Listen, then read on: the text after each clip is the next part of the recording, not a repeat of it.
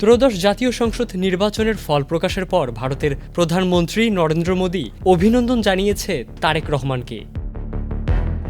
সামাজিক যোগাযোগ মাধ্যমে দেয়া বার্তায় মোদী শুভেচ্ছা জানান সেই নেতাকে, যিনি বাংলাদেশ জাতীয়তাবাদী দল বিএনপিকে নিরঙ্কুশ বিজয়ের পথে নেতৃত্ব দিয়েছেন।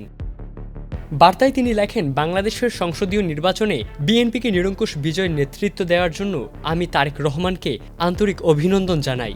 This victory shows the trust of the people of Bangladesh in your leadership. এই বিজয় আপনার নেতৃত্বের প্রতি বাংলাদেশের জনগণের আস্থার প্রতিফলন। তিনি আরও উল্লেখ করেন, ভারত একটি গণতান্ত্রিক, প্রগতিশীল ও অন্তর্ভুক্তিমূলক বাংলাদেশের পাশে থাকবে। দুই দেশের বহুমাত্রিক সম্পর্ক আরও জোরদার করা এবং অভিন্ন উন্নয়ন লক্ষ্য অর্জনে একসঙ্গে কাজ করার প্রত্যাশা ব্যক্ত করেন তিনি। দক্ষিণ এশিয়ার দুই প্রতিবেশী দেশ বাংলাদেশ ও ভারতের ভবিষ্যৎ সম্পর্ক নিয়ে নতুন আলোচনা শুরু হয়েছে।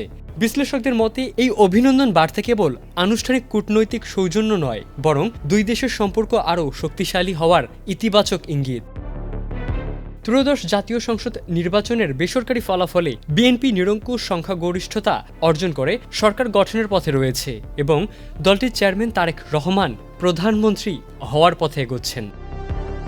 ইবনে Sayeed Ankur, channel I. White plus pro sensitive স্কয়ারে মাঠের বাইরেও তো আমরা এভাবে দেশপ্রেম দেখাতে পারি।